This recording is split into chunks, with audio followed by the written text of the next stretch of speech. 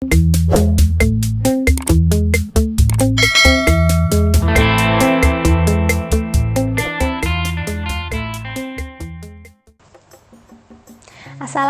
warahmatullahi wabarakatuh. Halo teman-teman semuanya, ketemu lagi dengan saya Dr. Sun di channel Sunita Maharani. Hari ini saya akan membahas tentang penyakit fluor albus atau leukorea atau yang biasa kita sebut dengan keputihan. Sebelum saya bahas lebih lanjut tentang penyakit ini, kalau teman-teman suka dengan penjelasan yang saya berikan, silahkan di subscribe ya, agar channel saya bisa terus berkembang. Karena subscribe itu gratis lah teman-teman. Keputihan adalah keluarnya cairan dari vagina atau jalan lahir. Keputihan ini ada dua macam. Yang pertama itu leukorea fisiologis, yaitu keputihan yang normal. Yang kedua, leukorea patologis, yaitu keputihan yang tidak normal. Keputihan yang normal ini warnanya bening seperti putih telur yang masih mentah. Tidak gatal, tidak berbau busuk atau berbau menyengat, dan juga hanya keluar pada saat-saat tertentu. Keputihan yang normal ini tidak keluar setiap hari atau terus-menerus, hanya keluar pada saat-saat tertentu. Contohnya yang pertama itu pada saat ovulasi atau saat masa subur. Yang kedua pada saat sebelum menstruasi. Yang ketiga saat terjadi rangsangan seksual atau dorongan seksual. Yang keempat terjadi pada beberapa ibu hamil, karena pada beberapa ibu hamil terjadi perubahan hormon. Keputihan yang normal ini mudah untuk dicuci, tidak meninggalkan bercak kekuningan pada celana dalam. Sedangkan pada keputihan yang tidak normal ada beberapa macam. Yang pertama, keputihan tidak normal yang disebabkan oleh infeksi jamur, contohnya Candida albicans. Ciri-cirinya gatal pada alat kelamin, lalu cairan keputihan berwarna putih seperti susu, kental dan bergumpal. Pada wanita yang sudah menikah, bisa terjadi keluhan sakit pada saat berhubungan.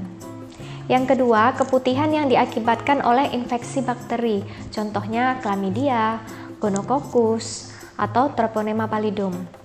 Ciri-ciri keputihan yang diakibatkan oleh infeksi bakteri adalah warnanya putih, lengket, dan berbau amis.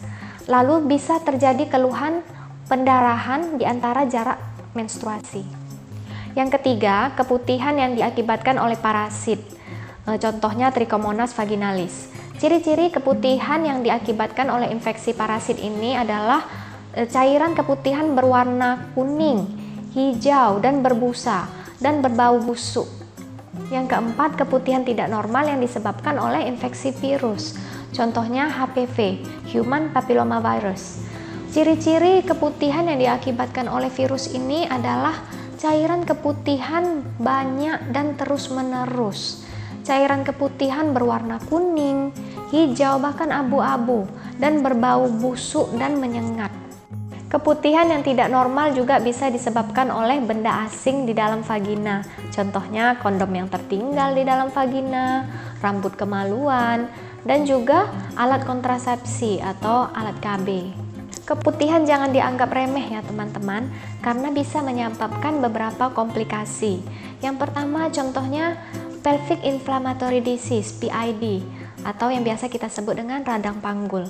Jika terjadi radang panggul, bisa menyebabkan ketidaksuburan. Lalu, radang panggul juga bisa menyebabkan hamil di luar rahim. Jadi, janin itu tidak tumbuh di dalam rahim, tumbuh di luar rahim. Yang kedua, keputihan juga bisa menyebabkan bayi lahir prematur pada ibu hamil. Kapan teman-teman harus berkunjung ke dokter? Jika muncul keluhan-keluhan, yang pertama, gatal pada kemaluan, cairan keputihan berbau busuk dan berbuih. Normalnya, vagina sehat itu tidak berbau busuk. Vagina yang sehat normalnya berbau seperti aroma besi atau aroma logam. Yang kedua, cairan keputihan keluar terus-menerus dan banyak sehingga membasahi celana dalam. Yang ketiga, cairan keputihan berwarna kuning, hijau, abu-abu, bahkan cairan keputihan bercampur darah walaupun tidak dalam periode menstruasi. Yang keempat, bagi wanita yang sudah menikah muncul keluhan sakit pada saat berhubungan. Pada saat teman-teman berkunjung ke dokter, dokter akan melakukan pemeriksaan-pemeriksaan. Yang pertama, anamnesa. Anamnesa ini dokter akan mengajukan beberapa pertanyaan. Misalnya, sudah berapa lama mengalami keputihan, berapa banyak volumenya, warnanya, apakah sudah pernah diobati, dan beberapa pertanyaan yang dibutuhkan. Yang kedua, fisik teman-teman akan diperiksa yang kita sebut dengan pemeriksaan keadaan umum atau pemeriksaan fisik ya. Yang ketiga, akan dilakukan pemeriksaan dalam. Biasanya untuk yang tidak perawan atau yang sudah menikah akan dilakukan pemeriksaan dalam dengan menggunakan spekulum atau cocor bebek. Yang keempat, jika dibutuhkan, dokter akan mengambil apusan vagina atau sampel cairan vagina untuk dikirim ke laboratorium untuk pemeriksaan mikrobiologis. Pemeriksaan mikrobiologis ini gunanya adalah untuk memastikan apakah keputihan berasal dari jamur, virus, atau bakteri. Karena pengobatan keputihan ini tergantung dari penyebabnya. Misalnya, keputihan diakibatkan oleh jamur, dokter akan memberikan anti jamur, contohnya fluconazole. Jika keputihan disebabkan oleh bakteri, dokter akan memberikan obat antibiotik, bisa dikombinasi dengan anti jamur, contohnya metronidazole. Jika keputihan disebabkan oleh parasit, dokter akan memberikan antiparasit yang dikombinasikan dengan antibiotik atau anti jamur, tergantung keluhan teman-teman. Begitu juga dengan keputihan yang disebabkan oleh virus, dokter akan memberikan obat-obatan yang sesuai. Hanya saja keputihan yang disebabkan oleh virus ini harus rutin kontrol sesuai dengan jadwal yang ditentukan dokter. Untuk keputihan tidak normal yang disebabkan oleh benda asing, dikeluarkan benda asingnya. Misalnya kondom yang tertinggal, dokter akan mengeluarkan kondom itu. Misalnya diakibatkan oleh rambut kemaluan yang masuk-masuk ke dalam vagina, ya digunting rambut kemaluannya. Jangan dibiarkan rambut kemaluan itu terlalu panjang sampai bisa dikepang ya teman-teman. Digunting, dirapikan. Begitu juga dengan keputihan yang disebabkan oleh alat kontrasepsi atau alat KB. Bisa dipertimbangkan untuk memilih alat kontrasepsi yang lain atau jenis KB yang lain. Keputihan yang tidak normal ini dapat dicegah dan juga dapat diobati. Tetapi alangkah lebih baiknya jika kita mencegah daripada mengobati. Nah, bagaimana cara kita mencegah terjadinya keputihan tidak normal? Yang pertama, menjaga kebersihan alat kelamin agar tetap bersih dan kering. Jadi, setiap kita membasuh alat kelamin ataupun setiap selesai cebok, segera dikeringkan dengan menggunakan tisu ataupun handuk. Jika menggunakan tisu, pastikan tisunya itu tidak tertinggal ya pada alat kelamin. Dan jika menggunakan handuk kecil, pastikan handuk kecil ini diganti setiap hari. Yang kedua, basuhlah alat kelamin setiap selesai buang air kecil dan buang air besar. Membasuh alat kelamin ini dari depan ke belakang. Jangan dari belakang ke depan, jadi satu arah saja. Apalagi setelah selesai buang air besar. Karena kalau dari belakang ke depan, kotoran yang tersisa bisa tertarik ke depan ke arah alat kelamin. Itu bisa menyebabkan infeksi. Setelah buang air besar, wajib dicuci dengan menggunakan sabun dan dibilas dengan air bersih sampai bersih. Yang boleh disabun ini adalah alat kelamin bagian luar, yaitu bibir-bibir kemaluan dan arah ke dubur ya. Setelah disabun, dibilas dengan air bersih sampai bersih dan dilap kering menggunakan handuk. Yang ketiga, hindari menggunakan cairan-cairan khusus pembersih vagina ataupun antiseptik pembersih vagina. Karena vagina kita ini sendiri sudah cukup amazing ya teman-teman. Vagina kita mempunyai cairan sendiri untuk membersihkan dirinya sendiri. Jadi tidak perlu pakai pembersih-pembersih khusus. Yang boleh disabun itu adalah alat kelamin bagian luar.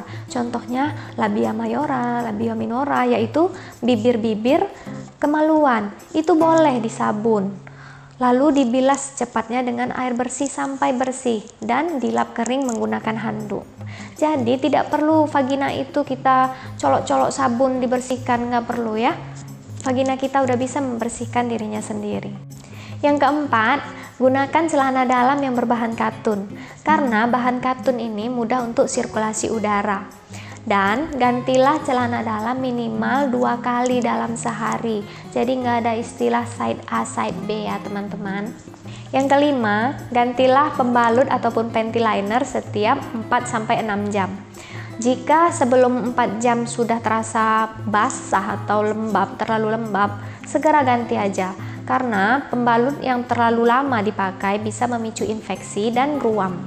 Yang keenam, jangan bergantian peralatan mandi, contohnya spons untuk menggosok pada saat kita mandi.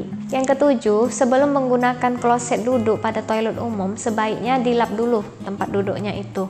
Dilap pakai tisu kering, lalu dilap pakai tisu basah, baru duduk ya. Atau bisa juga dengan menggunakan alas kloset duduk yang disposable, itu ada jual ya. Jadi untuk sekali pakai, ditaruh di atas kloset duduk itu, baru kita duduk dan bisa langsung dibuang, dan harganya juga nggak mahal. Pada saat buang air kecil, usahakan pada saat kita mengeluarkan air kencing itu pelan-pelan.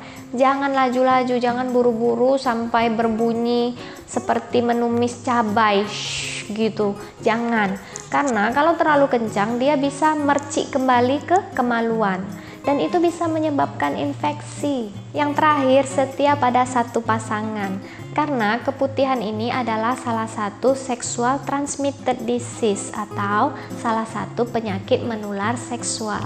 Semoga informasi yang saya berikan hari ini bermanfaat untuk teman-teman semuanya.